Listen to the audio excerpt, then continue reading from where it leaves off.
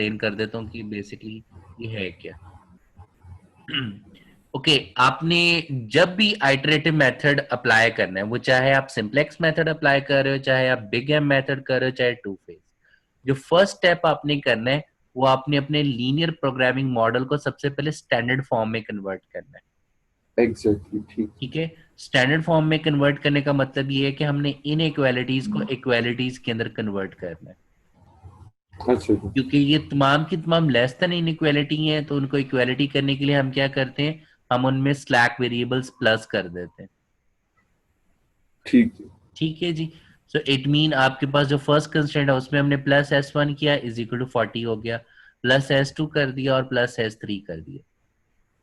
Okay सही। तो अब इन स्लैक वेरिएबल्स का बेसिकली स्लैक वेरिएबल इंडिकेट कर रहे हैं अनयूज्ड रिसोर्सेज को। सो अगर आपने वो रिसोर्स यूज नहीं किया तो इट मीन उसका जो इनपुट होगी into the objective function that would be with 0। ठीक है, अगर कोई बच जाए या हम एक्सेस कर लें क्योंकि वो सेल तो हो नहीं रहा, तो इसका मतलब ये हुआ है कि वो उसके ऊपर आपको कोई प्रॉफिट नहीं मिल रहा। अच्छा। आपने ऑब्जेक्टिव फंक्शन के अंदर हमेशा उनको विद 0 कोएफिशिएंट ऐड कर देना।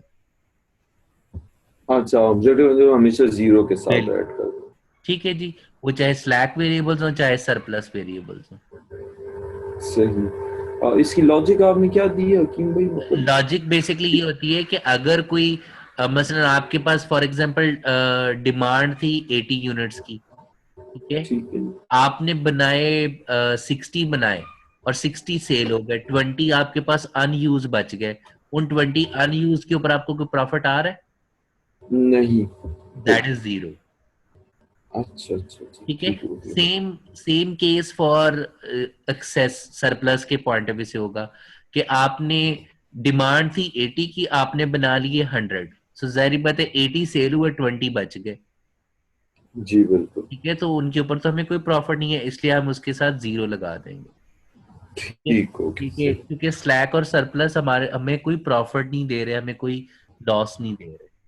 ठीक है, वो जस्ट अच्छा हमें ये बता रही है कि आपका रिसोर्स इतना बच गया या इतना आपने ज्यादा बना लिया। अच्छा जी, ठीक है। ठीक है, ओके अब हमने क्या करना है, अब हमने टेबल की फॉर्म में इसको कन्वर्ट करना है। तो टेबल फॉर्म में कन्वर्ट करने के लिए हम क्या करें, हम स्टैंडर्ड फॉर्म को ले लेते हैं। सो टेबल हमारे पास क्या आएगा, दैट इज बेसिकली सबसे पहले तो हम अपनी कंस्ट्रेंट्स को पुट करें, मीन वेरिएबल्स को, x1 x2 s1 s2 s3। ठीक है, यही सही। वेरिएबल है।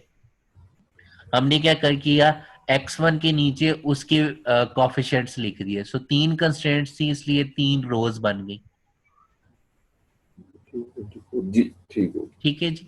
सो x1 का कोफिशिएंट क्या है, 2, दैट इज नेक्स्ट 18 नेक्स्ट 24, और ठीक। x2 के कोफिशिएंट क्या है, which is 4 in a constraint, then 18 then 12। ठीक है, ठीक। सो S1 के क्या है, फर्स्ट कंस्ट्रेंट में S1 एग्जिस्ट कर रहा है इसलिए 1, और बाकी कंस्ट्रेंट्स में S1 एग्जिस्ट नहीं कर रहा है इसलिए 0 0 आ जाएगा। ठीक जी, बिल्कुल। और इसी तरीके से फॉर द सेकंड में क्या हो जाएगा, 0 1 0, और थर्ड में क्या आ जाएगा, 0 0 1। सही जी। ठीक है जी। सो बेसिकली आपके पास ये आइडेंटिटी मैट्रिक्स कहलाता है, और अगर मैं इस मैट्रिक्स को क्या नाम दे सकता हूँ, ए मैट्रिक्स। ठीक हो गया। ठीक है, अब जो सिंप्लेक्स मेथड के बैक एंड पे जो थ्योरी चलती है, वो बेसिकली आप कह सकते हो जो गॉसियन मेथड है, लीनियर अलजेब्रा में आपने गॉसियन मेथड पढ़ा होगा, जिसको हम रिड्यूस एचलॉन फॉर्म भी कहते हैं। जी जी, बिल्कुल। उसमें हम क्या करते हैं कि बेसिकली हम आइडेंटिटी मैट्रिक्स और उस इस मैट्रिक्स, आपका जो ए मैट्रिक्स है इसको अपने आइडेंटिटी मैट्रिक्स बनाना होता है, और बाकी वही ऑपरेशंस आप अपने जो एक्चुअल आइडेंटिटी मैट्रिक्स है उसके ऊपर इंप्लीमेंट करते हो, ताकि जब जैसे ही आपके पास इस साइड के ऊपर आइडेंटिटी मैट्रिक्स बन जाएगा, और जो इस साइड पे आपके पास मैट्रिक्स आ रहा होता था उसको हम क्या कहते थे, ए इनवर्स। ए इनवर्स जी, बिल्कुल। सो बेसिकली सिंप्लेक्स मेथड और बिग एम वगैरह में हम यही काम कर रहे होते हैं। अच्छा अच्छा, सही। ठीक है, सो अब हम फिलहाल हम टेबल लिख रहे थे, तो इसकी समझ आ गई ये हमने कहाँ से लिख ली है, वेरिएबल। जी बिल्कुल, बिल्कुल। ओके, अब क्वांटिटी वाले कॉलम में हमने क्या करना है, हमने राइट हैंड साइड लिख लेनी है। अच्छा जी। ठीक है जी। ओके, और जो सीजे वाली रो है उसके अंदर आपने उनके कॉफिशिएंट लिखने हैं इन ऑब्जेक्टिव फंक्शन। सो x1 का जो कॉफिशिएंट है वो क्या 160 इन ऑब्जेक्टिव फंक्शन, x2 का 200 है, s1 s2 s3 का 00 है। ठीक जी। ओके, सो बेसिक वेरिएबल्स आपके पास कौन से आ गए? जब भी आपने सिंप्लेक्स मेथड सॉल्व करना है या आपने एम मेथड सॉल्व करना है, आपके पास जो है वो बेसिक वेरिएबल्स आपके डिसीजन वेरिएबल के अलावा वाले वेरिएबल एंटर हो जाएंगे। मीन जैसे सिंप्लेक्स में यहाँ पे जो आपके डिसीजन वेरिएबल है वो x1 और x2 है। सो इनिशियली उनकी वैल्यू क्योंकि जीरो है, क्योंकि अभी अब तक हमने कोई क्वांटिटी प्रोड्यूस नहीं की, सो इट मीन x1 और x2 इस वक्त नॉन बेसिक वेरिएबल्स हैं क्योंकि उनकी वैल्यू जीरो है। ठीक है, सही। और जो आपके पास s1 s2 और s3 है ये हमारे बेसिक बन जाएंगे। Got it? अच्छा अच्छा। ठीक है। सो जी। बेसिकली अब ये हमें इंडिकेट ये कर रहा है कि क्योंकि अभी तक हमने कोई क्वांटिटी नहीं बनाई, तो मेरे पास ये 40 के 40 labour are as it is unused पड़े हुए हैं। 216 जो वुड है वो मेरे पास square feet as it is पड़ी हुई है। ये स्टोरेज स्पेस मेरे पास एज इट इज पड़ी हुई है। सही। ठीक है। बिल्कुल। ओके, अब आपने क्या किया, इन बेसिक वेरिएबल्स के हमने कॉफिशिएंट्स लिखने हैं। सो इन बेसिक वेरिएबल के कॉफिशिएंट लिखने के लिए मैंने उस कॉलम को नाम दे दिया CBI, that is basically the coefficient of the basic variables. अच्छा ठीक। ठीक है जी।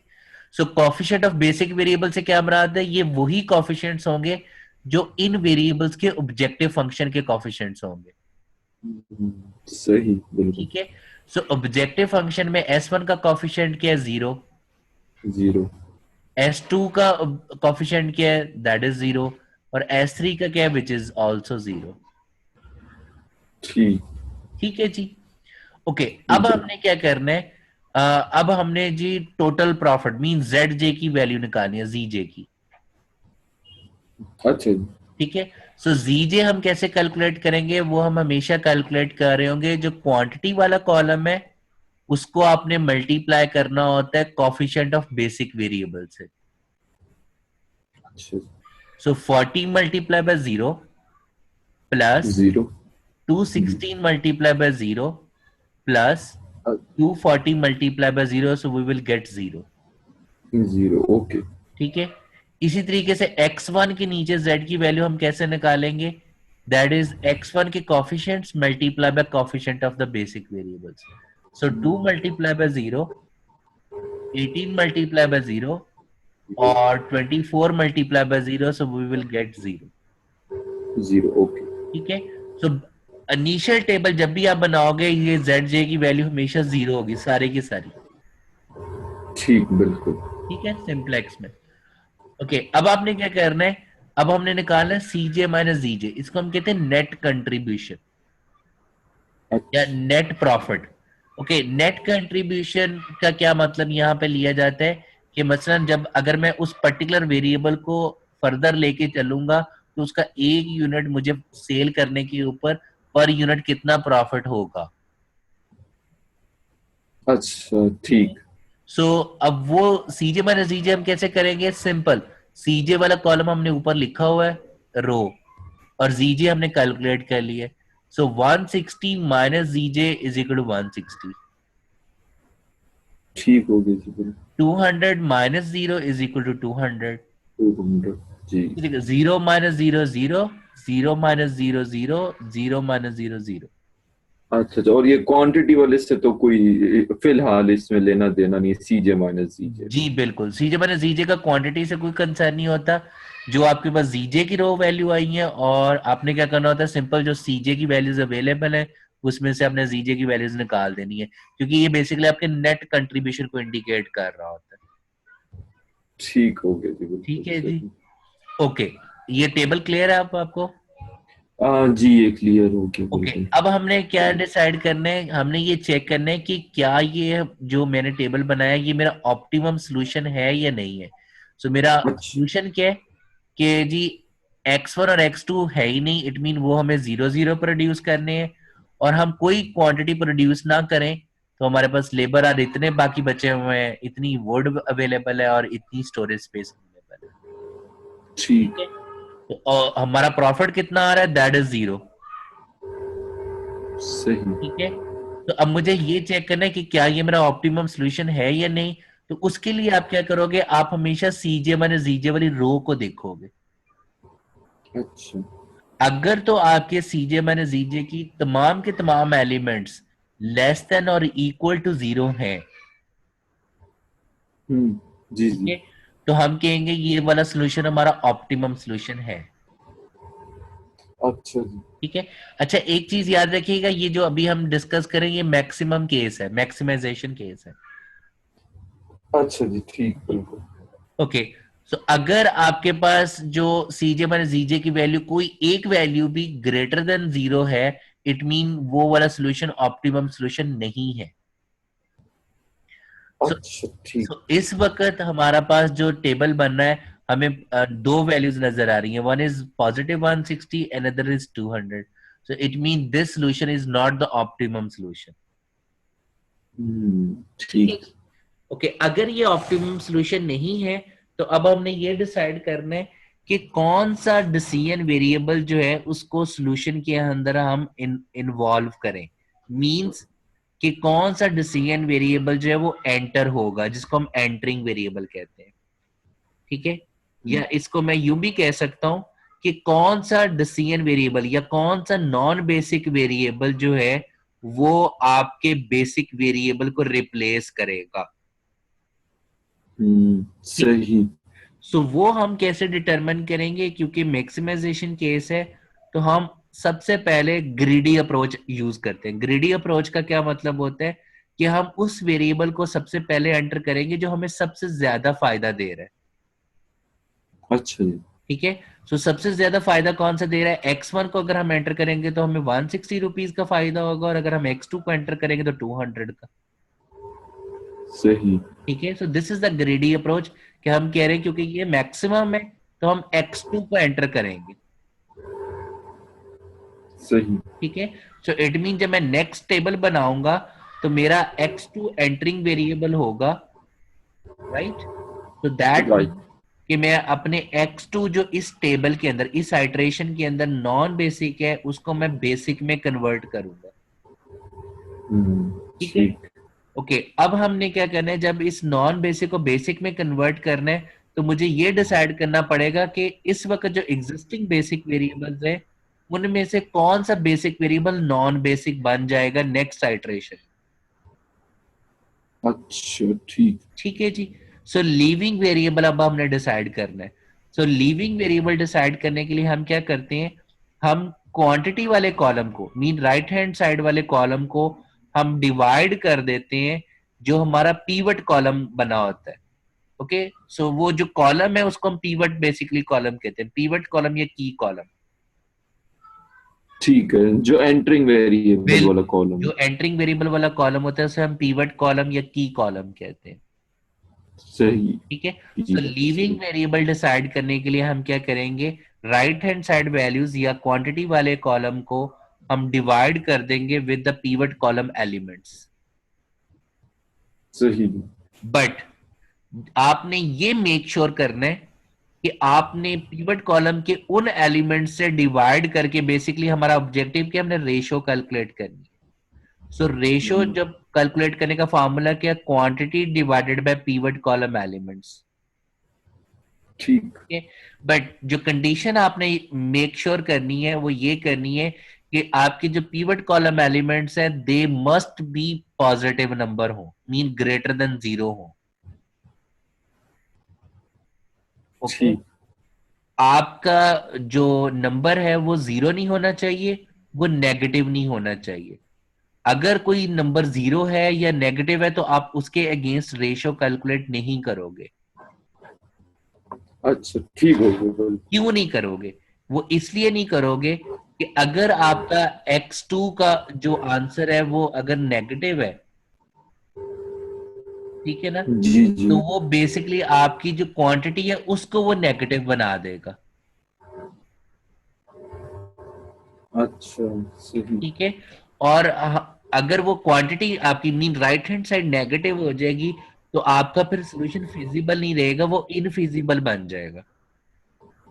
अच्छा, या वो इनफाइनाइट हो जाएगा या माइनस हो जाएगा बिल्कुल और इनफिनिट। बिल्कुल। सो हमने वो इनफिजिबल नहीं बनाना, इस वजह से हम वो नेगेटिव या जीरो वाली क्वांटिटी से हम डिवाइड नहीं करेंगे, मीन उसको हम फिर शामिल ही नहीं करेंगे। सही, बिल्कुल। ठीक है जी। सो हमने क्या किया, क्योंकि इस वक्त पीवट कॉलम के अंदर जो एलिमेंट्स हैं वो सारे के सारे पॉजिटिव हैं, सो वी कैन डिवाइड। तो 40 divided by 4 is 10, 216 divided by 18, this one is 12, जी जी। 240 divided by 12 is 20। 20, ठीक है। सही। सो लीविंग वेरिएबल डिसाइड करने के लिए हम क्या करेंगे, we will select the ratio which is the minimum one. Minimum, right. Okay, minimum क्यों करेंगे अगेन, क्योंकि अगर मैं मिनिमम नहीं लेता हूं, 10 नहीं लेता हूं, सपोज 12 ले लेता हूं, तो होगा ये कि फिर आपकी जो स्मॉलर रेशियो वाली क्वांटिटी है ना वो नेगेटिव हो जाएगी अगेन। अच्छा, आगे फर्दर नेगेटिव हो जाएगी। बिल्कुल, तो अगेन हमने क्वांटिटी को नेगेटिव नहीं होने देना, अगर क्वांटिटी नेगेटिव हो जाएगी तो प्रॉब्लम हमारा इनफिजिबल हो जाएगा। इस वजह से हम क्या करेंगे, हम मिनिमम रेशियो वाली वेरिएबल को सिलेक्ट करेंगे। सही, ठीक है, बिल्कुल ठीक। तो वो मिनिमम रेशियो वाला वेरिएबल कौन सा बन रहा है, दैट इज S1। सही। ठीक है जी।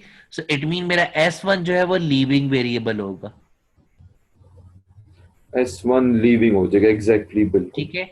सो अब हमारे पास क्या होगा, X2 हमारा एंटरिंग कॉलम था, तो इसको हमने कह दिया ये पीवट कॉलम है। और S1 जी, वाली रो जो थी वो हमारी क्या थी, S1 सारा लीविंग वेरिएबल था, तो ये इस रो को हम क्या कह देंगे, this is a pivot row. Pivot row, सही। ठीक है, ये की रो।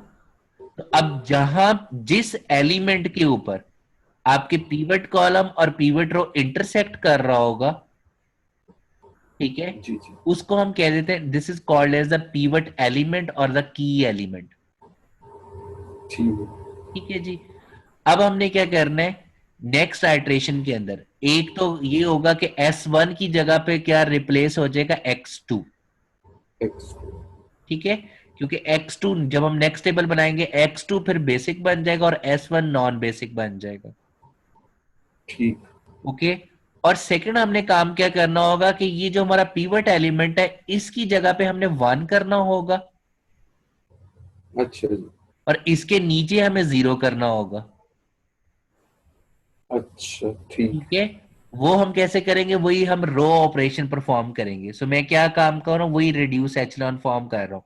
सो मैं बेसिकली यहाँ पे आइडेंटिटी मैट्रिक्स बनाने की कोशिश कर रहा हूँ।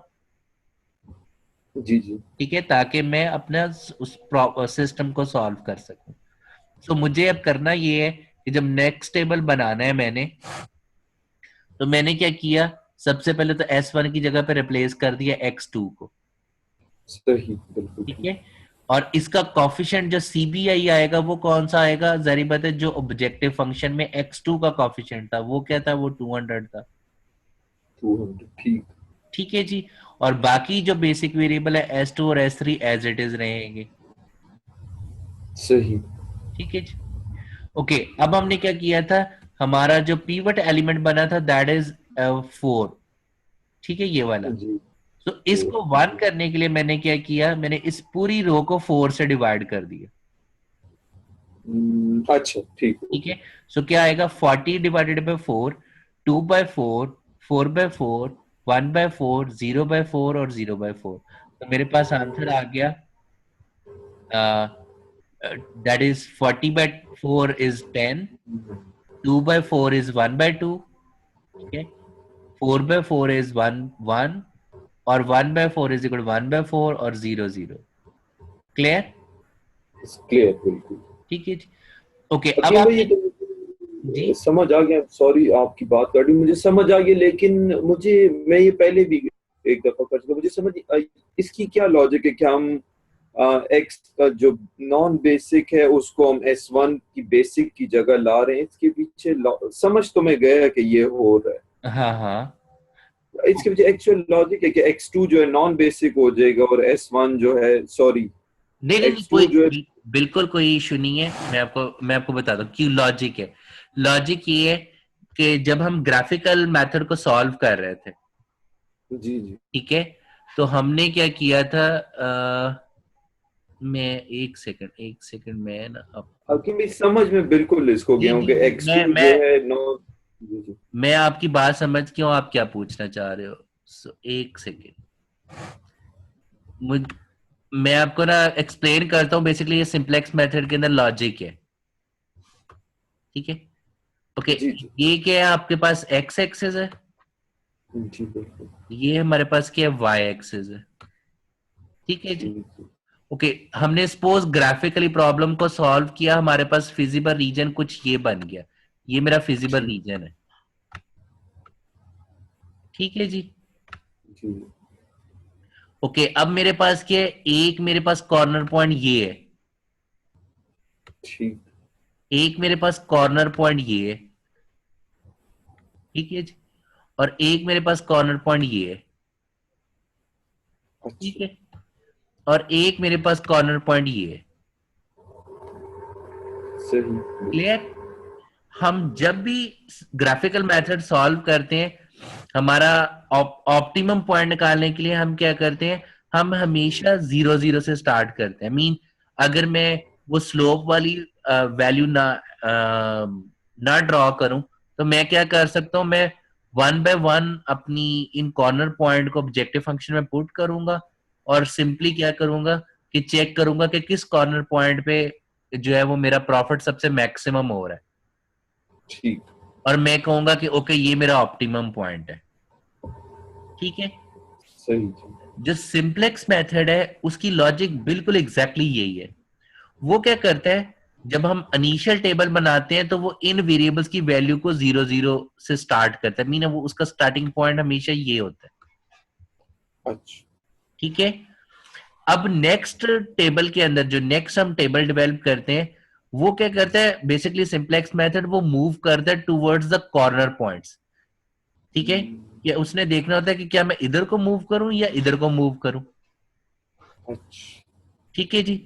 सो वो क्या करेगा, इस कॉर्नर पॉइंट से जंप करके वो इस पे आएगा सपोज, फिर वो इस पॉइंट पे आकर रुकेगा, फिर वो इस पॉइंट पे आकर रुकेगा, सही। ठीक है। अब वो ये कर क्यों रहा है, कर वो इसलिए रहा है कि जब आप इनिशियली प्रॉब्लम को सॉल्व कर रहे हो, हमारा ऑब्जेक्टिव क्या है, to find out the value of X and Y, जी ठीक है। हमने ये तो नहीं ना फाइंड करना कि हमारे पास कितने रिसोर्स बच गए हैं, या हमारे पास कितने हमने एक्सेस यूज कर लिए हैं, ऐसा तो नहीं है हमारा ऑब्जेक्टिव। जी जी बिल्कुल। अगर मेरे पास 0 0 आ रहा है, तो इसका मतलब ये है कि मैंने कोई प्रोडक्ट नहीं बनाई, तो इट मीन मेरा प्रॉफिट भी 0 है, प्रॉफिट 0 जी बिल्कुल। ठीक है। तो ऑब्वियसली मैं कोई ऐसी क्वांटिटी फाइंड आउट करना चाहता हूं जिसके जरिए मुझे ये पता चले कि मेरा टोटल प्रॉफिट क्या होगा, मेरी टोटल कॉस्ट क्या होगी, सही। ठीक है। तो इस वजह से हम फिर ये डिटरमिन कर रहे होते हैं कि कौन सा वेरिएबल जो है वो एंटर होगा और कौन सा लीव होगा, ताकि इन द एंड जब हमारी ऑप्टिमेलिटी कंडीशन आ जाएगी, मीन हम उस ऐसे कॉर्नर पॉइंट पर पहुंच जाएंगे जिसके ऊपर हमारा ऑब्जेक्टिव फंक्शन मैक्सिमम या मिनिमम हो रहा होगा, तो हम कहेंगे ये ऑप्टिमम सोल्यूशन है। तो ऑप्टिमम से ठीक। क्या मुराद है कि this is the best combination जो कि हम एक्स और वाई का प्रोड्यूस कर सकते हैं। बिल्कुल ठीक। अगर हम इसके अलावा चलेंगे तो हमारा प्रॉफिट रिड्यूस ही होगा, इसे बढ़ेगा नहीं। जी बिल्कुल। Is it clear. जी बिल्कुल ठीक है। वो जो हम बात कर रहे थे कि हम क्यों कर रहे हैं, जी जी बिल्कुल, वो तो बिल्कुल ही क्लियर है। उसकी लॉजिक क्लियर होगी। इज इट क्लियर जी। सो सो अब ये हमारे पास क्या आ गया, यहाँ पे हमने 1 कर दिया और हमने जस्ट वही रो ऑपरेशन परफॉर्म करना है। सो यहाँ पे भी 0 लेके आना है, यहाँ पे भी 0 लेके आना है, ठीक है। जी तो वो वेरी सिंपल रूल क्या है कि जो कॉफिशिएंट यहाँ पे पड़ा हुआ है, मीन यहाँ पे R2 सेकंड रो के अकॉर्डिंगली ये ओल्ड R2 कहलाएगी, ये ओल्ड R3 कहलाएगी। सही। तो मैं जी अगर, और ये वाली जो रो है इसको मैं कह दूंगा न्यू R1, ठीक है। ठीक। क्योंकि मुझे इस 1 के नीचे 0 0 लेके आना है, तो मैं क्या करूंगा, इस रो को 18 से मल्टीप्लाई करूंगा, न्यू R1 को, जी जी। और ओल्ड R2 में से माइनस कर दूंगा, तो मेरे पास नई न्यू R2 आ जाएगी। सही। ठीक। Same case for new R3। जी ठीक है, अब हमने क्या करना है, अब हमने अगेन जेड जे निकालना है। तो वही formula, quantity multiply by coefficient of basic variable, so 10 multiply by 200 plus जी 36 multiply by 0 plus 120 multiply by 0, so we get 2000। ठीक ठीक है, इसी तरीके से हम x1 के लिए करेंगे, same x2 same x1 and so on. ठीक जी बिल्कुल। ओके, अब हम क्या करें, सीजे माइनस जीजे निकालने के लिए, सो 160 minus 160, 200 minus 200 200, 0 minus 50 minus 50 and so on. So is it a ठीक। optimum solution? No. No.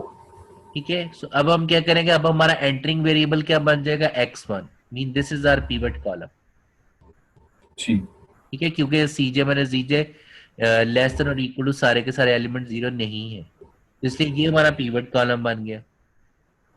Okay, जी अब अगेन पिवट रो निकालने के लिए हमने क्या करना है, इस पिवट कॉलम एलिमेंट से हमने क्वांटिटी को डिवाइड करना है उनकी कॉरस्पॉन्डिंग क्वांटिटी से। तो 10 बाय ठीक। 1 by 2, 36 by 9, 120 by 18, so we get this. तो ओके। मिनिमम रेशियो क्या है, 4, सो S2 आपका लीविंग वेरिएबल हो जाएगा। ठीक हो, X1 एंटरिंग और S2 लीविंग, ठीक है। बिल्कुल ठीक है जी। और हम अब क्या करेंगे कि आपके पास जो है वो अगेन उसी तरीके से कि नेक्स्ट टेबल जब हम बनाएंगे तो S2 की जगह पे आ जाएगा x1, और हम उसी तरीके से रो ऑपरेशन परफॉर्म करेंगे, so we get the optimum solution. अच्छा, और ये X1 की जगह, अच्छा ठीक हो गया, सही है। ठीक है जी। अब ये देखें ना, सीजे माइनस जीजे तमाम की तमाम लेस देन और इक्वल टू जीरो आ गए हैं, इसका मतलब ये हम्म, हमारा ऑप्टिमम सॉल्यूशन आ गया है। ठीक। सो हमारा प्रॉफिट कितना है, दैट इज 2240। जी जी। ठीक है, और मेरे x1 की वैल्यू क्या है 4, x2 की वैल्यू क्या है 8। 8 ठीक ठीक है, होगी। तो x1 क्या था, that is the computer tables, so it mean हमें 4 कंप्यूटर टेबल्स बनाने चाहिए, 8 हमें कंप्यूटर चेयर्स बनानी चाहिए। तो हमारा जो टोटल टोटल प्रॉफिट होगा वो 2240 हो जाएगा। और S348 आ गया। S348 क्या बता रहा है, ये स्लैग बता रहे। बिल्कुल, लेकिन इसको हम प्रैक्टिकली इंटरप्रेट कैसे करेंगे, क्योंकि S3 बेसिकली किसको रिप्रेजेंट कर रहा है, थर्ड कंस्ट्रेंट को। एग्जैक्टली जी, बिल्कुल ठीक है, बिल्कुल। और थर्ड कंस्ट्रेंट हमारे पास क्या थी, that is a productivity. Storage storage space. जी जी, स्टोरेज। ठीक है, अब मेरे पास जो है वो मुझे बेसिकली ये बता रहा है कि मेरे पास अभी भी 48 स्क्वायर फीट जगह है वो खाली पड़ी हुई है। सही सही। ठीक है, अब अगर वो खाली पड़ी हुई है, इट मीन मैंने 4 कंप्यूटर टेबल्स और 8 चेयर्स बना के अपने स्टोर में रखे हैं, लेकिन मेरे पास 48 स्क्वायर फीट जगह अभी भी बची हुई है। अब मुझे ये देखना है कि क्या अगर मैं इसको यूज करना चाहूं तो मुझे कोई फायदा भी होगा या नहीं, या मीन मुझे सही। और टेबल चेयर्स बनाने चाहिए। तो उसके लिए फिर आप क्या करोगे, आप ये सीजे वाली रो को देखोगे। अच्छा। ठीक है, अगर आप सीजे माइनस जीजे में S3 के नीचे सीजे माइनस जीजे वाली वैल्यू देखो, वो कह रही है 0। जी जी। ठीक है, इस 0 का मतलब बेसिकली ये है कि अगर आप एक्स्ट्रा स्क्वायर फीट जगह यूज भी करोगे तो आपको प्रॉफिट जो है वो कोई नहीं होने वाला, 0 उसका फायदा है। सही। ठीक है, और इस -20/3 का क्या मतलब है, S2 किसको रिप्रेजेंट कर रहा था, that is representing the wood, कि वुड आप कितना यूज कर रहे हो। जी जी। ठीक है, अगर मैं वुड को फुट में ले लूं तो इसका मतलब ये है कि क्योंकि ये नेगेटिव है, वो कह रहा है कि अगर आप 1 फुट एक्स्ट्रा वुड यूज करोगे तो आपका प्रॉफिट -20/3 रिड्यूस हो जाएगा। सही। ठीक है, सो इट मीन ये अगर मैं कह दूं अप्रोक्सीमेटली 6.67 है, तो इट मीन इस वक्त जो प्रॉफिट 2240 था वो रिड्यूस होकर 2234 अप्रोक्सीमेटली हो जाएगा। ठीक तो जितने बिल्कुल। आप ज्यादा वुड एक्स्ट्रा यूज करोगे उतने उसको मल्टीप्लाई करते हैं जो -6.67 से।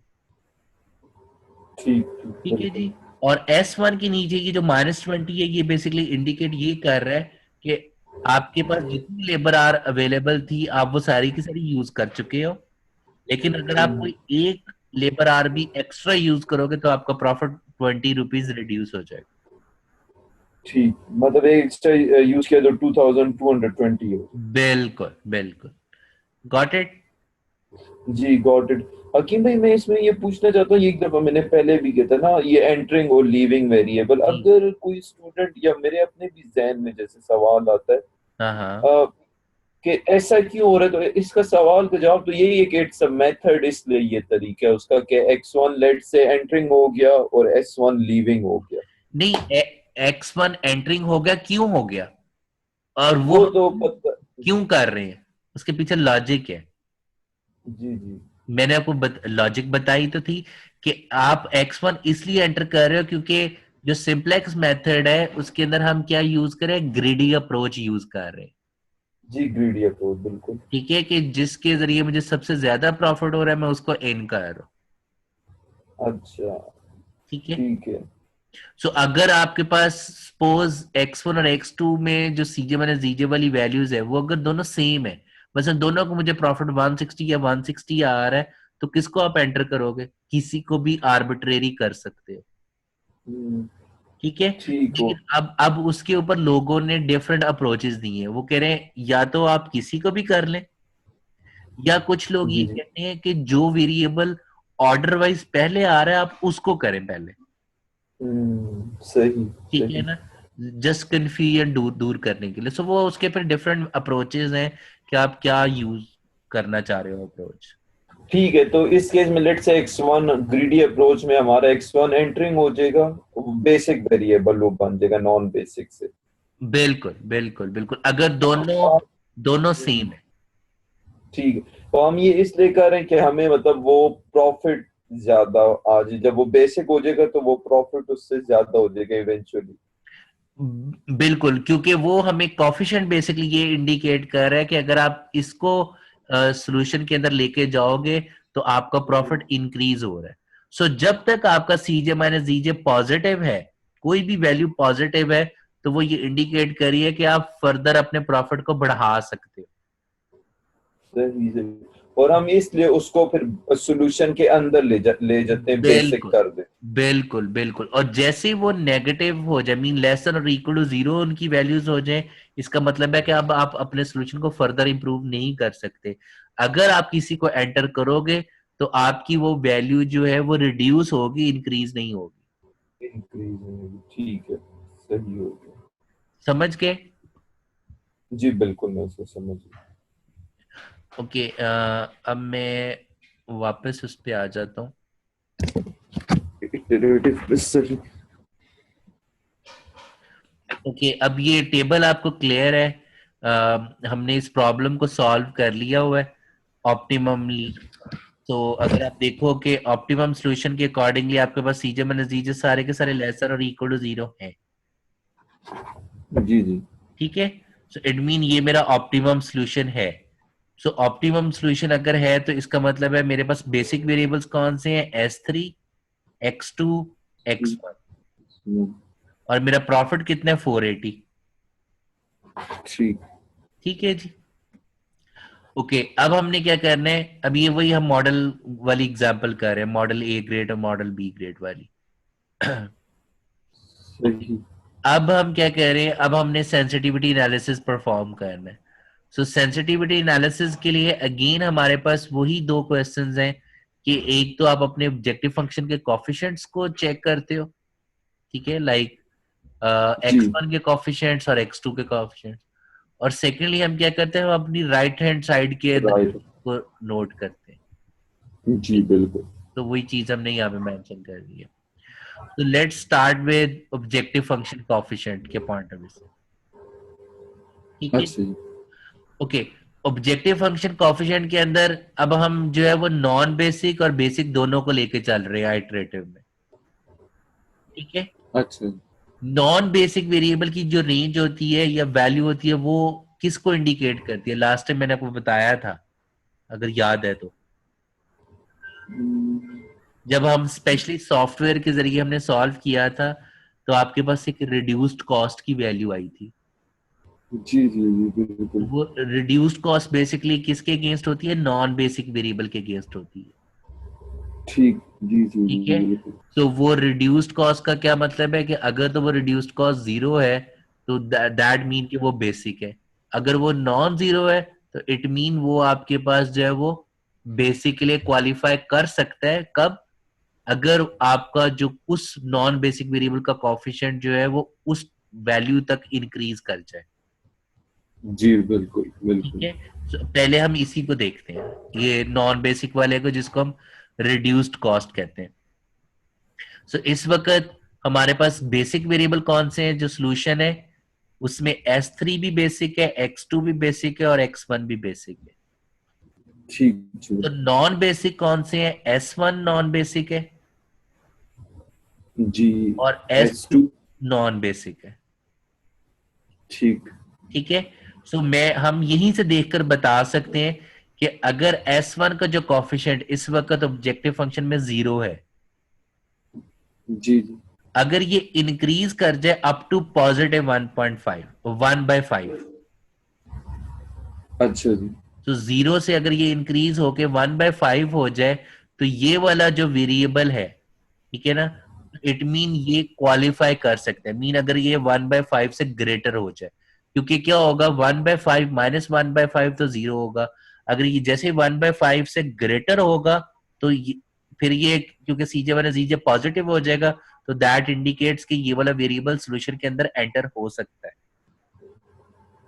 अच्छा ठीक। बात समझे?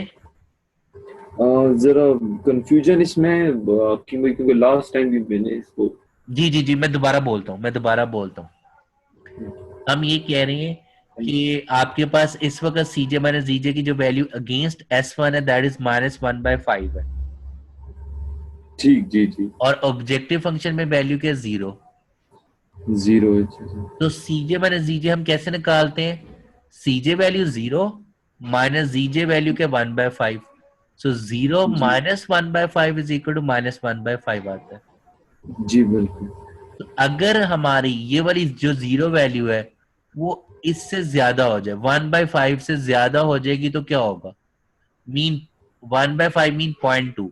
अगर वो 0.2 की बजाय हो जाए 0.25 या 0.3, सही। ठीक है, तो वो 0.3 माइनस जब मैं 1/5 करूंगा तो ऑब्वियसली मेरे पास यहाँ पे पॉजिटिव आंसर आएगा। ठीक। जी जी तो बिल्कुल। जैसे ये वैल्यू पॉजिटिव हो जाएगा तो वो हमारी ऑप्टिमलिटी कंडीशन फुलफिल नहीं हो रही। जी। अगर ऑप्टिमलिटी कंडीशन फुलफिल नहीं हो रही तो दैट इंडिकेट्स कि हम इस वेरिएबल को नेक्स्ट आइटरेशन में बेसिक बना सकते हैं। सही सही। ठीक है जी। बिल्कुल। सो इट इंडिकेट्स कि अगर मेरा S1 जो है वो इंक्रीज कर जाए अप टू 1/5 और मोर, ठीक। So then I can find out the reduced cost, the range of the non basic variable.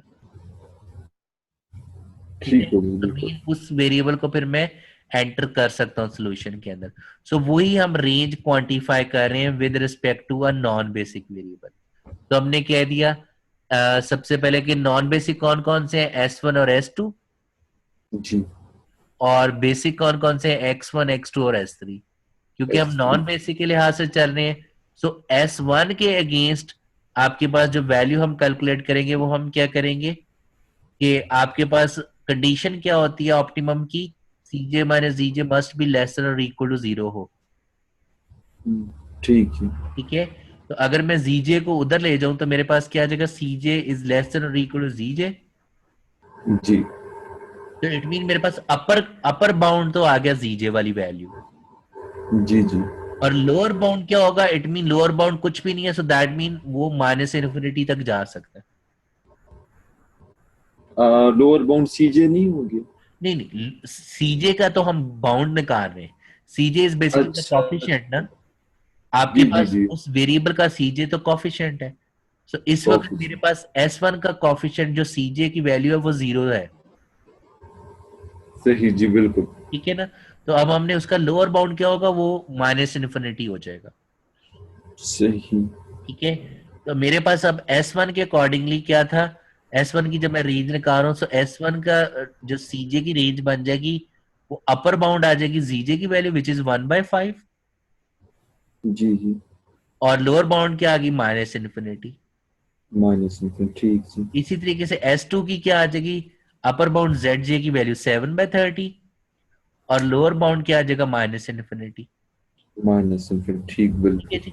सो वो अगर हम टेबल में भी देखें तो that is this one. S1 की ZJ की वैल्यू क्या थी 1/5, that is the upper bound. ठीक। और S2 की ZJ की वैल्यू की थी 7/30। सही जी, बिल्कुल। ठीक है जी। सो ये हमारे पास बेसिकली ये रिड्यूस्ड कॉस्ट को भी इंडिकेट कर रहा है, या नॉन बेसिक वेरिएबल्स की रेंजेस आ गई। ठीक हो गया तो जी, बेसिकली अच्छा। हम ये बता रहे हैं कि अगर S1 की वैल्यू 1/5 से इंक्रीज करेगी तो फिर ये नॉन बेसिक नहीं रहेगा, बेसिक बन जाएगा। तो अगर आप ठीक। इस अपने नॉन बेसिक वेरिएबल को बेसिक में कन्वर्ट करना चाह रहे हो तो उसका coefficient must be greater than 1/5 होना चाहिए। ठीक, बिल्कुल। क्लियर जी। जी, ये क्लियर है। ओके, अब हम आते हैं बेसिक वेरिएबल की तरफ। सो हमारे बेसिक वेरिएबल्स कौन कौन से हैं, X1, X2 और S3। जी, बिल्कुल। ठीक है। चलिए। सो हमने इसको ऑप्टिममली सॉल्व किया, तो मेरे पास जो ऑप्टिमम टेबल था दैट इज दिस वन।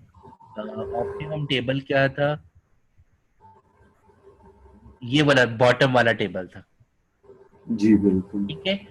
अब हमने चेंज करने के लिए क्या करना है, X1 के कोफिशिएंट की चेंज चेक करने के लिए मैं क्या करूंगा, सिंपली X1 का जो कोफिशिएंट 2 है इस वक्त, उसमें मैं प्लस H कर दूंगा। अच्छा जी। प्लस H करके मैं उसके दोबारा से ZJ की वैल्यूज और CJ की वैल्यूज निकाल लूंगा। अच्छा, ठीक है। ठीक है। सो वो मेरे पास क्या आ गया, लाइक दिस वन।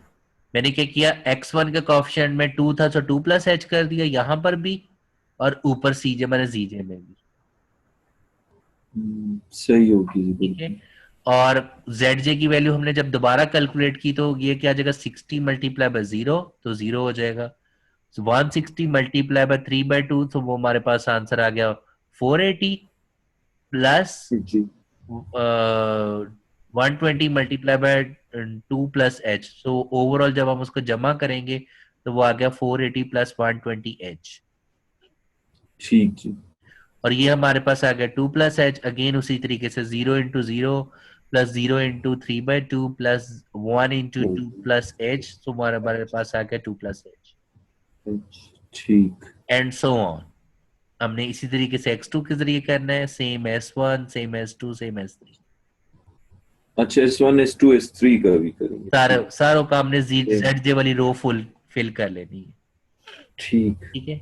ओके, अब हमने क्या करना है, लास्टली CJ माइनस ZJ की वैल्यू कैलकुलेट करनी है। CJ minus ZJ mean 2 plus H minus 2 plus H 0, zero. 3/2 minus 3/2 0, zero. 0 minus this element would be minus this, 0 minus this would be minus this, and 0। Right. ठीक। ठीक है जी। Okay, अब हमारे पास क्या है कि हमने क्या करना है, वही कंडीशन क्या है, हमारे ऑप्टिमलिटी कंडीशन क्या होती है कि CJ minus ZJ must be less than और इक्वल टू 0 होना चाहिए। जी। ठीक है। क्योंकि हम X1 के कोफिशिएंट की रेंज कैलकुलेट कर रहे हैं, सो दैट मीन हमें सबसे पहले H की वैल्यू चाहिए कि वो कितना चेंज हमने डिटरमन करना है। तो H लिख लें या अच्छा। डेल्टा लिख लें, एक ही बात है। ठीक है जी। ओके। जी जी। सो वो करने के लिए हम क्या करेंगे, हम 1/1 एलिमेंट को ले रहे हैं। सो सबसे पहले तो S1 वाला कॉलम आ गया, उसके अकॉर्डिंगली CJ माइनस ZJ की वैल्यू क्या थी, that is minus into 1 - H/5 is less than और इक्वल टू 0। जी जी। सो जब हम इसको सिंप्लीफाई करेंगे तो हमारे पास क्या आ गया, H इज लेस देन और इक्वल टू 1। अच्छा, ठीक। ठीक है जी। तो ये तो less than equal to zero ना हुआ फिर? नहीं नहीं, H की वैल्यू आ गई ना, CJ माइनस जी, एच किया। लेस देन इक्वल टू 0 आया, तो हमने बेसिकली तो हम ये देखना चाह रहे हैं कि इस 2 के अंदर कितना चेंज हम लेके आए। राइट। ठीक ठीक है। ठीक ठीक। तो वो मेरे पास यहाँ पे H की वैल्यू आ गई 1, तो इसका मतलब ये होगा कि मैं क्या करूंगा, 2 + 1। हम्म, ठीक जी। ठीक है। सो 2 + 1 क्या गया, 3, so that mean this is your upper bound. ठीक। ठीक है। ओके, अब लोअर बाउंड करने के लिए हमारे पास क्या गया, -7 + 8/h 30 must be less than और इक्वल होना चाहिए किसके, 0 के। जी जी। तो यहां से हमने h की वैल्यू निकाली, वो क्या आ गया, ग्रेटर देन साइन के साथ -7/8। सो इट मीन अब मैं जी क्या जी। करूंगा, 2 - 7/8, मेरे पास आंसर आ गया 9/8, मीन 1 पॉइंट समथिंग। जी जी। ठीक है। सो ये मुझे ये बता रहा है बेसिकली कि जी 9/8 से ग्रेटर जी जी। और 3 से लेस। 3 से लेस, तो ये S2 लोअर बाउंड हम किस उसमें कंसिडर कर रहे हैं हकीम भाई? बेसिकली ये हम वही C1 की रेंज निकाल रहे हैं। अच्छा अच्छा अच्छा, ठीक हो गया। ठीक है ना, ये उसकी हम रेंज निकालने के लिए कर रहे हैं। हमने तमाम उन नॉन बेसिक वेरिएबल की वैल्यूज को कंसिडर किया जो लेस देन 0 थी, वहां से हमने h की वैल्यू बेसिकली निकाली अच्छा। है। ओके। ठीक। ठीक है जी। तो हमारे पास x1 की रेंज क्या आ गई, दैट इज 9/8 से लेके 3 तक आ गई। सही। ठीक है। सो इसको हम इंटरप्रेट कैसे करेंगे, सेम वही ग्राफिकल मेथड में। सो ये बेसिकली ऑब्जेक्टिव फंक्शन का कॉफिशिएंट है। सो इट मीन अगर x की जो वैल्यू है वो 2 से चेंज होके इंक्रीज कर जाए अप टू 3 तक, या डिक्रीज कर जाए अप टू 1.125 तक, तो आपको जी। ऑप्टिमम सॉल्यूशन जो है वो दोबारा कैलकुलेट करने की जरूरत नहीं है। ठीक है, आपका ऑप्टिमम सॉल्यूशन वही का वही रहेगा, मीन x1 120 ही रहेगा और x2 160 ही रहेगा। ठीक है। ठीक है ना, सेम सही। वही वही कॉन्सेप्ट। बट आपका जो है वो z की वैल्यू माइट भी चेंज हो जाए। जी जी बिल्कुल। क्लियर है जी। जी ये क्लियर है। मैं असल में शायद इसमें थोड़ी सी वो सॉल्व करने की जरूरत है। मुझे ये समझ आ रही कि लोअर बाउंड इसका हम S2 के रिस्पेक्ट से क्यों कैलकुलेट कर रहे हाँ, थे, नहीं, मतलब। वो लाजमी नहीं है S2 के पॉइंट ऑफ व्यू से लोअर बाउंड निकले। वो आपने ये वाले सिंबल्स देखने हैं कि सिंबल्स क्या हैं। अच्छा अच्छा अच्छा, ठीक है सिंबल ना। से। अब ये देखें, आपकी यहाँ पे h की वैल्यू क्या आई है, 1, तो मेरे पास वन। आंसर आ गया 3। ठीक है, और साइन कौन सा है, लेस देन, इट मीन 3 से लेस देन। अच्छा जी। ठीक है। और यहाँ पे क्या, -7/8, सो 2 -7/8 जो भी वैल्यू आ रही है उससे ग्रेटर। अच्छा जी सही। ठीक है। सो 9/8 से ग्रेटर बट 3 से लेस। 3 से लेस, ठीक जी। ठीक है जी। Is it clear. जी बिल्कुल। ओके, सेम आपने क्या करना है, अब आपने x2 को लेके चलना है। हमारा जो नेक्स्ट वेरिएबल है दैट इज x2, और उसका कॉफिशिएंट क्या ऑब्जेक्टिव फंक्शन में, दैट इज 3/2। अब उसमें अगेन अब हम इसमें जो है वो डेल्टा का चेंज देखेंगे, या प्लस के हम कह दें उसको। ओके। सही। और हम उसकी रेंज कैलकुलेट करने के लिए सेम प्रोसेस को रिपीट कर रहे हैं। अब आपने x1 का कॉफिशिएंट एज इट इज लिख दिया, बट x2 में प्लस के कर दिया, इधर भी और इधर भी। बस। ठीक। और दोबारा से आपने z की वैल्यू को कैलकुलेट किया, z वाली रो को, और आपने cj माइनस जीजे वाली रो को। ठीक। बिल्कुल और सही। अब आप क्या करोगे, अगेन 1/1, माइनस वन। इंटू 1 + 2 के +5 इज लेस देन और इक्वल टू 0 करते हुए आप k की वैल्यू निकालोगे। सही। और इसी तरीके से यहाँ पे भी इसकी भी आप k की वैल्यू को कैलकुलेट करोगे। सही बिल्कुल। ठीक है जी। सो वो मैंने जब S1 के लिहाज से कैलकुलेट की तो k की वैल्यू आ गई -1/2, इससे ग्रेटर। सिंबल क्या आ गया, ग्रेटर। ग्रेट जी ठीक। ठीक है। सो मैंने जब अपने ऑब्जेक्टिव फंक्शन में पुट किया 3/2 प्लस के की वैल्यू जी -1/2, सो 3/2 -1/2 इज इक्वल टू 1। सही। ठीक है जी। ओके। अब S2 के लिहाज से क्या आ गया, अब S2 वाली वो वैल्यूज हमने रख दी और यहां से k की वैल्यू आ गई। जी जी। ठीक है। और सिंबल क्या आ गया, लेस देन। ठीक है। जी जी। पुट करके आ गया। सो इट मीन 15/6 से लेस, 1 से ग्रेट। हम्म, ठीक। ठीक है। सो वो ये हमारे पास साइंस देखकर हम बताएंगे। समझ आ गया अब। जी बिल्कुल, ये साइंस देकर हम ग्रेटर और लेस का बिल्कुल डिसीजन। बिल्कुल बिल्कुल बिल्कुल। ठीक है जी। ठीक। जी जी। ओके, सो ये हमारे पास आ गया regarding the basic variable coefficient. Okay, third ठीक हमारे पास ऑब्जेक्ट बेसिकली क्या है, S3 भी तो बेसिक वेरिएबल है ना। जी अब हम सेम प्रोसेस S3 के लिए भी करेंगे। सो उसका कोफिशिएंट 0 था, सो हमने उसमें डिफरेंशिएट करने के लिए L लिख लिया, 0 + L और 0 + L। जी ठीक है, और उसी तरीके से ZJ की वैल्यू निकाली, उसी तरीके से हमने CJ माने ZJ की वैल्यूज निकाली, और यहाँ से हम L की वैल्यूज को कैलकुलेट करेंगे। ठीक ठीक है, सो क्योंकि वो 0 है, सो इट मीन -1 से ग्रेटर और 7/8 से less, that is the range of C5, basically that is the coefficient of S3। ठीक ठीक है जी। जी okay, now we are moving towards right hand side. तो राइट हैंड साइड जरा थोड़ा सा आइटरेटिव मेथड में ना थोड़ा लेंथी बन जाता है। उसमें तो हम क्या करते थे, सिंपल ऑप्टिमम सॉल्यूशन में एच और के की वैल्यूज को पुट करके सॉल्व, जस्ट रेंजेस निकाल लेते थे। जी इसमें क्या करना पड़ेगा, आपको शुरू से सॉल्व करना पड़ेगा। मसलन राइट हैंड साइड में आप अब पहली राइट हैंड साइड का चेंज देखना चाह रहे हो, मीन 1000 के अंदर आप चेंज देखना चाह रहे हो, तो हमने क्या कर जी लेना, 1000 + H और बाकियों को आपने 0 + H 0 + H कर दिया। जी ठीक है, और इनिशियल टेबल आपने बनाया और दोबारा से आप इसको आइटरेटिवली सॉल्व करते हुए उस वक्त तक सॉल्व करोगे जब तक CJ minus G J less than और इक्वल टू 0 नहीं आ जाएगा। ओ अच्छा सही ठीक है, वो सारे का सारा दोबारा से सारा काम करना पड़ेगा। तो मैं इसका जस्ट यहाँ पे आपको ऑप्टिमम टेबल शो कर रहा हूँ।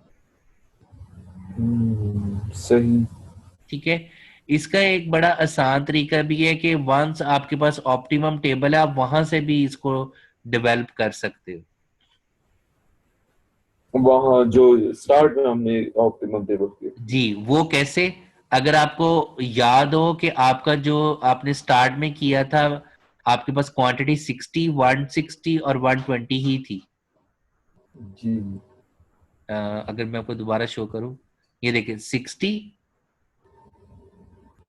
160 और वन 120, यही है ना। ठीक बिल्कुल बिल्कुल ठीक है, मसलन आपका जो, जब हम S1 के अकॉर्डिंगली कर रहे हैं,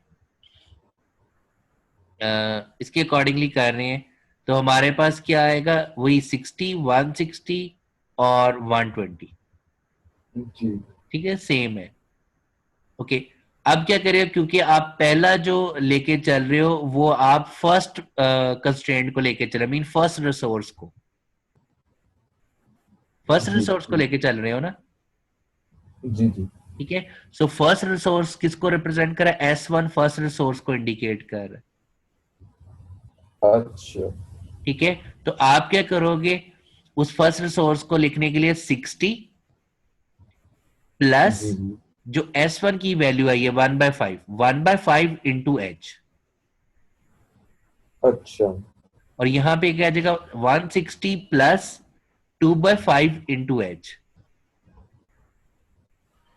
ठीक ठीक और ये क्या आ जाएगा 120 माइनस 1/5 इंटू H। सही बिल्कुल ठीक है जी, सो वो हमने लिख लिया, ये ऑप्टिमम टेबल बन गया, बाकी as it is a table सारे का सारा। सही हो गया। और अब ये क्वांटिटी में हमने 0H क्यों लिखा है जब वो लिखने की जरूरत नहीं है, वो जस्ट ऐसे ही वो सिमेट्रिक करने के अच्छा लिए मैंने किया, अदरवाइज जरूरी नहीं है। ठीक है, ठीक हो गई बेसिकली आपके पास एक ऑप्टिमम टेबल आ गया तो आप वो सेंसिटिविटी फाइनल टेबल उसका बना सकते हो यहां से।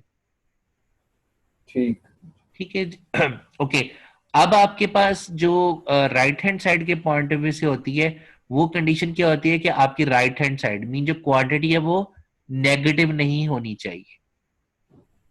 अच्छा हम ये क्यों कहते हैं कि वो नेगेटिव नहीं होनी चाहिए, क्योंकि अगर आपकी क्वांटिटी नेगेटिव हो जाएगी तो आपका सोल्यूशन जो है वो फिजिबल नहीं रहेगा, वो इनफिजिबल हो जाएगा। जी बिल्कुल ठीक है, तो हम सेंसिटिविटी एनालिसिस परफॉर्म करते वक्त हम इस प्रॉपर्टी का यूज करेंगे to find out the change. अच्छा ठीक ठीक है, मीन हम H की वैल्यू को कैलकुलेट करेंगे। सो हम क्या करेंगे, 60 plus H/5 must be greater than और इक्वल टू 0 होना चाहिए। जी बिल्कुल। और इसी तरीके से फॉर x2 की क्वांटिटी, इसी तरीके से फॉर x1 की क्वांटिटी।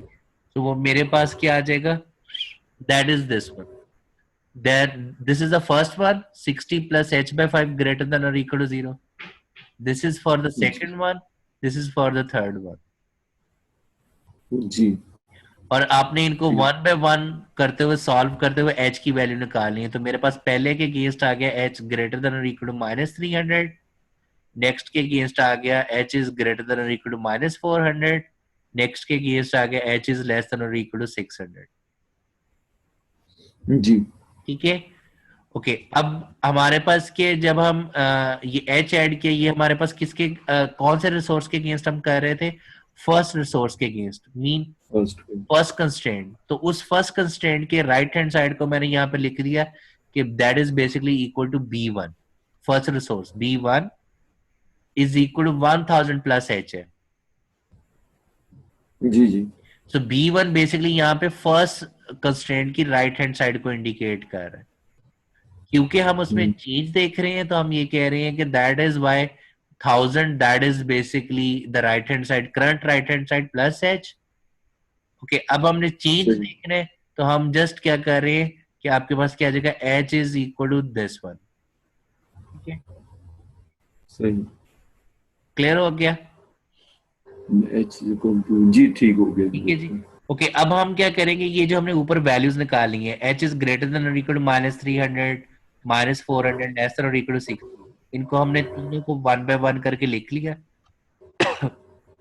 ठीक ओके, अब h किसके बराबर था, B1 -1000 के। ठीक। ठीक है, so B1 -1000 greater than equal to -300, so simplify किया तो B1 क्या आ गया, 700। ठीक इसमें आ गया ग्रेटर देन और इक्वल टू 600, और इसमें आ गया लेस देन और इक्वल टू 1600। ठीक ठीक। ठीक है, सो अब आपके पास राइट हैंड साइड की रेंज क्या बनेगी, मीन B1 की रेंज क्या बन जाएगी, के 1600 वो हो गया लोअर। अपर। सॉरी अपर और लोअर, तो फिर इन दोनों को ऐड करना होगा। नहीं, लोअर में हम क्या करेंगे, ऑब्वियसली वो कह रहे हैं कि 600 से भी ग्रेटर है और 700, सो इट मीन तो 600 सिक्स। क्या खत्म हो गया। क्योंकि अगर वो ठीक। 600 से भी ग्रेटर है और 700, सो जो हायर वाली वैल्यू वो आप ले लोगे, विच इज 700। तो हायर इस सॉरी, लोअर क्यों नहीं ले सॉरी सकते? लोअर, लोअर, सॉरी हायर जी नहीं, लोअर, लोअर वाली जी। 600, क्योंकि वो 600 के अंदर 700 वो कवर हो रहा है ना। 7 कवर हो रही। जी जी जी वो 600 आ जाएगा। सो हमारे पास जो रेंज आ जाएगी वो आ जाएगी 600 से लेके 1600 तक। बिल्कुल।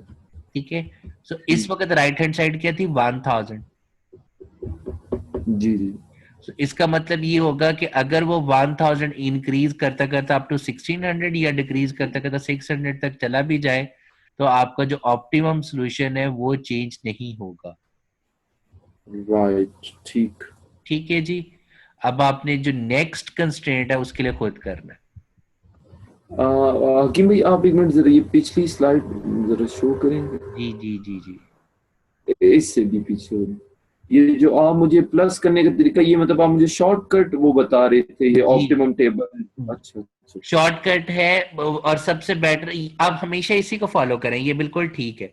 ये मैं दोबारा बता दूं अच्छा शॉर्टकट मेथड आपको। समझ तो मैं गया था, लेकिन मैं यही पूछना चाहता कि मतलब ये अप्लाई कर सकते हैं हर जगह पर। बिल्कुल बिल्कुल, आप हमेशा कर सकते हैं, ये शॉर्टकट भी कह लें या बेस्ट अप्रोच भी यही है। तो इसके लिए हम प्लस, अगर आप एक दफा बता मैं दें बेशक ये दोबारा प्लस। बता रहा हूँ आपको, ये याद है ना ऑप्टिमम सोल्यूशन क्या था, 60, 160 और 120। 20 जी जी अब आप क्योंकि सेकंड रिसोर्स के अगेंस्ट करोगे, क्योंकि हम सेकंड कंस्ट्रेंट को देख रहे हैं अब, जी जी। तो मैं क्या करूंगा, मैं यहां पर जो ऐड करूंगा वो S2 के कॉफिशिएंट, S2 के नीचे जो है। सही सही सही। ठीक है, सो ये क्या आएगा 60 प्लस, बट यहाँ पे क्योंकि माइनस है तो प्लस माइनस माइनस हो जाएगा, तो ये क्या आ जाएगा 60 -4/15 इंटू के। ठीक। और ये क्या आ जाएगा 160 -1/5 इंटू के। सही हो गया और बिल्कुल। ये हो जाएगा 120 +4/15 इंटू के। ओके सही सही। के मतलब पहले हमने उसको दूसरे अल्फाबेट से शो किया था और अब हाँ, वो आपकी मर्जी, आप चाहे बेशक सारों के सारों को डेल्टा से शो कर दो।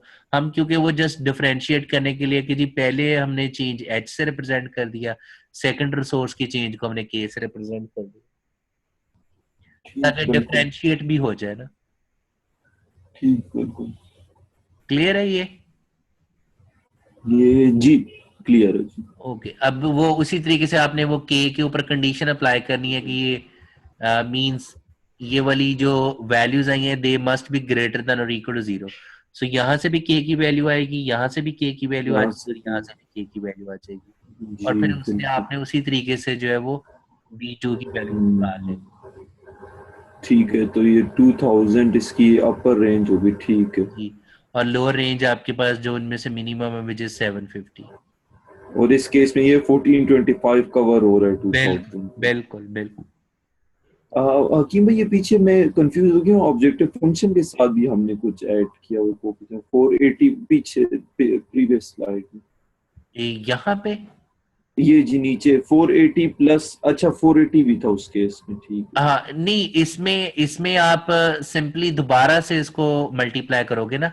मसलन आपने ये जेड जे की वैल्यू दोबारा से इस तरह नहीं लिखनी। आप क्या कर सकते हो, 60 - 4 के × 15 मल्टीप्लाई बाय 0।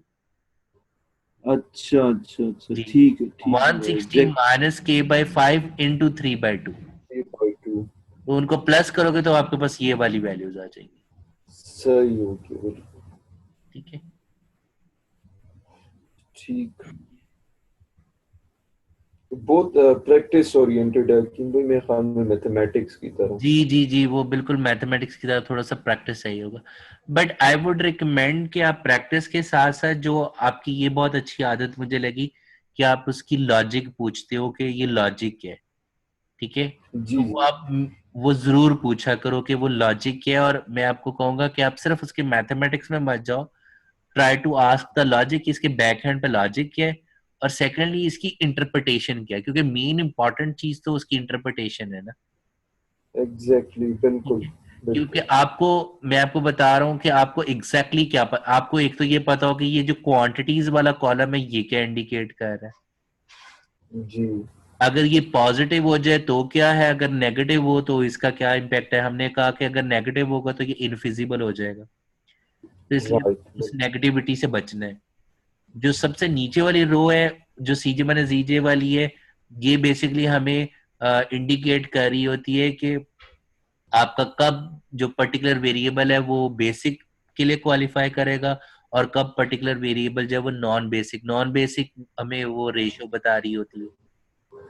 ठीक है, सही। और हमें प्लस सीजे माइनस जीजे वाली रो ये इंडिकेट कर रही होती है कि अगर आपका जो पर्टिकुलर वेरिएबल है वो उस पर्टिकुलर रेंज तक चला जाएगा, then they would be able to qualify for the basic. For the basic, right. ठीक है, ठीक। फर्दर हमें सीजे माइनस जीजे रो की वैल्यू ये बता रही होती है कि अगर आप उस वेरिएबल को सोल्यूशन के अंदर एंटर करोगे तो हमें पर यूनिट कितना प्रॉफिट होगा। ठीक। ठीक है, वो इंक्रीज होगा या डिक्रीज होगा। सो वो हमने पूरी की पूरी डिटेल को डिस्कस की। सही, बिल्कुल ठीक है। ठीक है, और फिर हमने ये शेडो प्राइस में आप एक्सपर्ट हो। सही सही, बिल्कुल। शेडो प्राइस निकालने का तरीकेकार सेम है। शेडो प्राइस की इंटरप्रिटेशन क्या बनेगी, एक्चुअली हमारा आंसर क्या था 480, तो 480 फॉर इट, -20 करोगे तो क्या आएगा -20। ठीक। 480 माइनस जी, ठीक है, ठीक है, 480। That is representing the first resource. So first resource क्या था, I think so that is, अगर फॉर एग्जांपल हम उसको कह देते हैं कि वो लेबर आर था, इसका मतलब ये है कि एक्स्ट्रा 1 लेबर आर हायर करने से हमारा प्रॉफिट ₹0.20 इंक्रीज कर जाएगा। इंक्रीज करने को जी। ठीक है, सो ये आपको इंटरप्रिटेशन क्लियर होनी चाहिए इसकी कि ये क्या है। ठीक। ठीक है ना, क्योंकि मैथमेटिक्स तो सॉफ्टवेयर भी कैलकुलेट कर देता है, बट बीइंग इंडस्ट्रियल इंजीनियर आपको उसकी मैथमेटिक्स भी पता होनी चाहिए और उसकी प्रैक्टिकल इंटरप्रिटेशन भी पता होनी चाहिए। प्रैक्टिकली बिल्कुल सही कह रहे हैं। हाँ, ठीक है। इज इट ठीक है क्लियर? जी। सो आज हमने जो वो डिस्कस किया वो हमने सिंप्लेक्स मेथड को देखा, और हमने उसकी सेंसिटिविटी एनालिसिस को डिस्कस किया। ठीक है, परफेक्ट हो गया कि भाई मैं इंशाल्लाह इसको इन डिटेल प्रैक्टिस करता हूँ, इस पूरे वीक में करता हूँ, और फिर जो भी क्वेश्चन हुआ तो मैं आपसे खैर एडवांस में आपको व्हाट्सएप पे या कहीं भी बता दूंगा। जरूर जरूर जरूर जरूर। अच्छा, नेक्स्ट टॉपिक इससे मुझे आप बताओ कि नेक्स्ट टॉपिक आप कौन सा पढ़ना चाह रहे हो? नेक्स्ट, एक मिनट, देखिए लीनियर प्रोग्रामिंग हो गया, वो तो फर्स्ट चैप्टर हो गया, फिर उसके बाद ये मेनली सेंसिटिविटी एनालिसिस शुरू हो गया। ओके, सेंसिटिविटी एनालिसिस हमने देख लिया। बिग एम मेथड आपको पता है, टू फेज सिंप्लेक्स मेथड पता है, वो करनी है या नहीं? वो नहीं, वो नहीं है कोर्स में शामिल, वो पता है मुझे, अलबत्ता बुक में है, लेकिन उनकी जरूरत नहीं है। उससे अगला चैप्टर जो है मैं आपको देखकर बता दूंगा, लेकिन मेरे जहन में आ रहा है कि इंटीजर प्रोग्रामिंग है। ओके, दैट मीन कि हम इंटीजर प्रोग्रामिंग अब करना चाह रहे हैं। जी, लेकिन मैं आपको कंफर्म करूंगा, अभी स्लाइड्स मेरे